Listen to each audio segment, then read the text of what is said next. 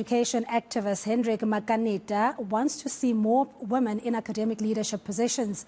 He says there should be more than just a handful of female vice-chancellors at the 26 universities. Makaneta joins us live now. Good afternoon to you, Hendrick, and thank you so much for joining us. I think this gender parity and equality has been on the cards for a long time. Legislation also permits. Sometimes you might even think that patriarchy is still a stumbling block. But when it comes to the appointment of vice-chancellors, as you're saying, 26 universities and only about 15% being represented by women. Give us an overview of what the disparities are. Good afternoon. Good afternoon, Cindy. That's correct. 15% of our vice-chancellors is represented by women. This means that out of 26 universities, only 4 universities are led by women as, the vice-chancellors.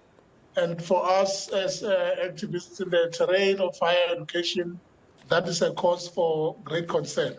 I think that we need to support the feminist theory, which calls for placing women at the center of leadership, not only in government, but also within the terrain of higher education. I think that Higher Education Minister, Dr. Blade Nzimande, should actually move with the necessary speed to ensure that university councils are able to appoint female vice-chancellors as soon as possible.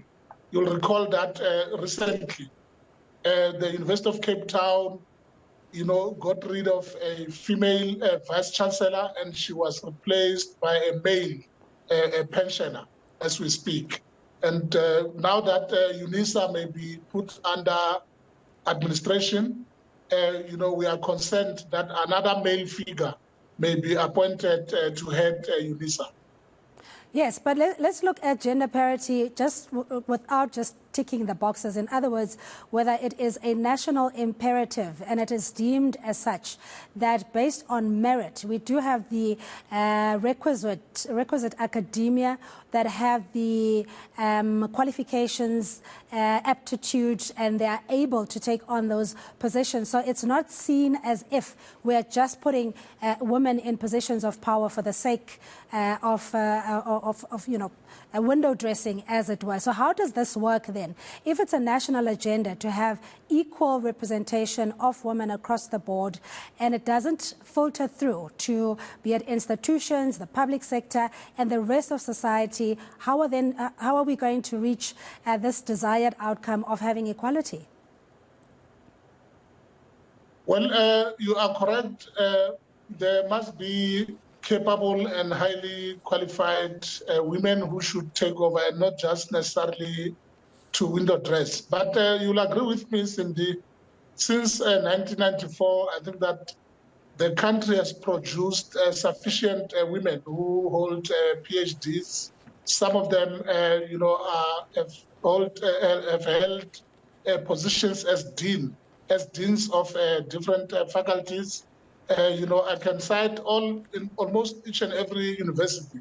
You do find that there are, deans who happen to be females, and such a pool of, candidates, female candidates, can be earmarked, to take over the reign as soon as male vice-chancellors have left. Excuse me. And, if you look also at the University of Pretoria, for instance, we know that the recent vice-chancellor has resigned, and as we speak now, there's a search, for a vice-chancellor. And, there are faculties such as, the Faculty of Law. It is led by a woman at the University of Pretoria. And it's not only at that institution, but also in a wide range of other institutions. And therefore, the universities and the councils have got an opportunity to place women at the center of academic leadership, looking at, the example that I've just mentioned in relation to the Faculty of Law at UP. We've got a very strong woman there who is capable. And even at University of Johannesburg, all throughout the country, there are capable women professors who can be able to take these universities into the next level. Are you saying that the career advancement programs are not aligned, in the sense that when you have capable women within the value system or the value chain or ecosystem, that the natural progression of being appointed to the highest echelons is not taking place, and that there is that proverbial glass ceiling? And how do you penetrate that?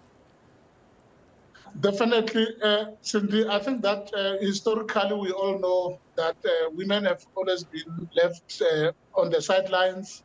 And this is not only a national problem, even internationally, it's the same. And so we as activists in the terrain are calling for a radical shift in the mindset of our university councils, with a view to encourage them to put women at the center of every aspect of leadership. And in this case, the concern is that 15% is not enough. We really need to move with the necessary speed to make sure that at some point, 50% of vice-chancellors of our universities should be women. And there is no doubt that, as I've just said, we have got capable women, professors who have already led, who have demonstrated that they can be able to lead various faculties. And the stumbling block that is created should be dealt with by the higher education minister. All that's required is the political will by the office of the minister to, engage not only the councils of various institutions, but also the chair, the Council on Higher Education. We really need to see them, they must be able to move with the necessary speed to make sure that they transform our universities. I mean, higher education transformation has been a highly contested terrain of struggle ever since the introduction of the National Commission on Higher Education by the late former President Nelson Mandela in 1995. And we can tell that since then, we have seen a lot of developments. I mean, the Higher Education Act on its own was a culmination of some of these, processes that were forwarded by the National Commission on Higher Education. And one of their mandate was to make sure that they transform our institutions of higher learning, especially those that were historically, white institutions, with a view that to make sure that, there's intake of black students, intake of black professors, and so on. And I can safely say that today it has happened. We have got many black professors who are found in Stellenbosch, who are found at UP, who are found at Northwest University, Potchefstroom campus. All that we need is just the political will to make sure that we appoint the relevant women in the terrain of higher education. Yes, Hendrick. So you're saying that over and above that, we're still on the agenda of decolonization of the universities, while it is reflective of the diversity of South African society. There's still the issue of how the evolution of these institutions should take place. So if you are a leader who's an independent thinker and you've got your own independent thoughts on how we can reach this decolonization and Africanization of the higher learning institutions, do you think that would not create opposition from the institutions who've been running historically in a particular way? Of course, there is great opposition already. If you take the University of Cape Town as an example, the fact that a black woman was taken out recently and replaced with an old man tells a story. And I'm told that there's a cabal that has always wanted to maintain its hold, on the university. And the same can be said about, other institutions such as UP. You know that University of Pretoria, it's historically, it was a white-only institution. And so, of course, there are those who are, as I said, this terrain is highly contested. You'll always find those that want to maintain, the status quo by ensuring that they keep their, favorite in place or in, keeping. I'm talking here about those who fund the universities, the donors, they want their own people to remain in power. But I think that should not be a huge problem. We, as society, South Africans must develop an approach where, people should not be scared of appointing, those that they don't trust as such. We need to work together towards ensuring that our institutions of higher learning can cater for all of us. And in this case, I'm not talking only about Black women, but I'm also talking about white women. White women, along with Black women, have been marginalized for a very long period of time. Hence, there is a need to appoint them. And the opportunity is now, it is presenting itself now, not only at the University of Pretoria, but also at UNISA, should there be, should they go under administration. And I think that we are still concerned about what transpired at UCT, along with other universities. And just to give the context, by definition, when you say Black, I will take it from the BBBE Act that implies African, Indian, colored, and eligible Chinese. So just so that we're clear, when you're referring to the appointment of women or your call for more radical intervention when it comes to transforming the higher learning institutions of education. I just want to come back to how the preservation of our identity, culture, our historical knowledge systems is also enshrined in the Constitution. We've seen a glaring example of what AfriForum had done and, in the Afrikaner community, essentially falling off the grid or creating their own institutions as it had been done in other societies, Jewish nations, etc., that perhaps the integration, while that is necessary, there's also an argument to be made that each grouping has got its own prerogative to preserve their culture, languages, albeit in the democratic dispensation. Yes, the example of AfriForum is quite a good one that you have made.